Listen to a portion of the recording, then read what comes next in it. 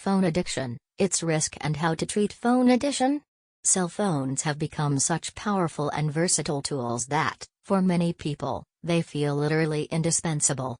In fact, it's easy to feel like you're the one who's lost when you can't find your phone. So, how do you know whether your attachment to your phone is just a 21st century cultural phenomenon or a genuine, life-altering addiction?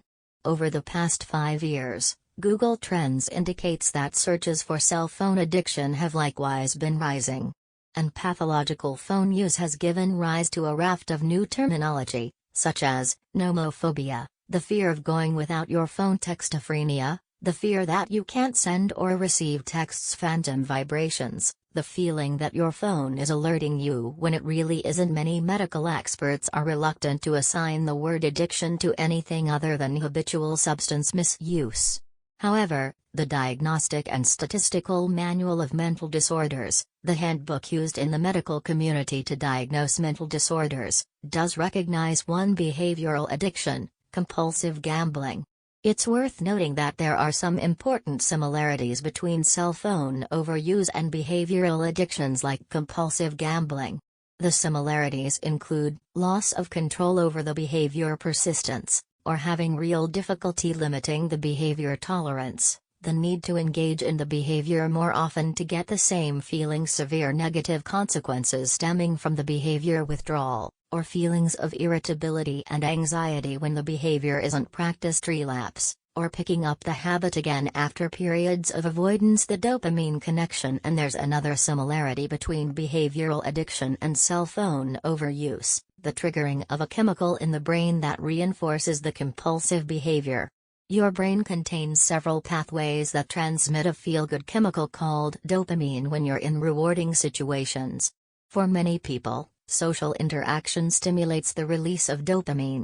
Because so many people use their phones as tools of social interaction, they become accustomed to constantly checking them for that hit of dopamine that's released when they connect with others on social media or some other app. App programmers are counting on that drive to keep you checking your phone. Some apps even withhold and release social reinforcements, such as likes and comments, so we receive them in an unpredictable pattern. When we can't predict the pattern, we check our phones more often. That cycle can lead to a tipping point, when your phone ceases to be something you enjoy and becomes something you're virtually compelled to use. Who is at greatest risk? What researchers do agree on is the fact that adolescents are more likely to demonstrate addiction-like symptoms with their cell phone use than other age groups. Excessive cell phone use among teens is so common that 33% of 13-year-olds never turn off their phone, day or night. And the younger a teen acquires a phone, the more likely they are to develop problematic use patterns. For girls, dependent use patterns may develop because phones become important tools of social interaction, whereas boys demonstrate a greater tendency to use phones in risky situations. Symptoms of phone addiction. So, how can you tell if you have an overuse problem with your phone? Some of the telltale signs include the following: you reach for your phone the moment you're alone or bored. You wake up multiple times at night to check your phone. You feel anxious, upset, or short-tempered when you can't get to your phone. Your phone use has caused you to have an accident or injury. You're spending more and more time using your phone.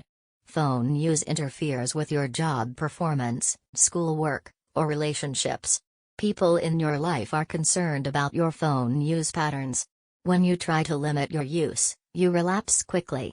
How to break the addiction if your phone habits are interfering with your health, relationships, and responsibilities. It might be time to make some changes. The good news is that there are steps you can take to change the way you interact with your phone to help limit the negative impacts on your life. First, find out if there are underlying worries. Consider cognitive behavioral therapy, CBT. This therapeutic approach helps illuminate the links between your thoughts, behaviors, and emotions. It can be a very effective type of therapy to help you change certain behavior patterns. At least one small study suggests that CBT may be effective in balancing changes in brain chemistry associated with cell phone addiction. Try these other practical steps. Remove time-consuming apps from your phone and access them through a device you don't carry with you all day. Change your settings to eliminate push notifications and other disruptive alerts. Set your screen to grayscale to keep it from waking you at night. Place some barriers around your phone use that force you to think about what you're doing. For example, you could create lock screen questions, like why now? And what for? Keep your phone out of sight. Charge your phone somewhere beside your bedroom. Develop hobbies that feed your soul. Replace the games and social media apps with hands-on, real-world activities, like meeting up with friends, creating music or art, or doing volunteer work. Adopt a growth mindset.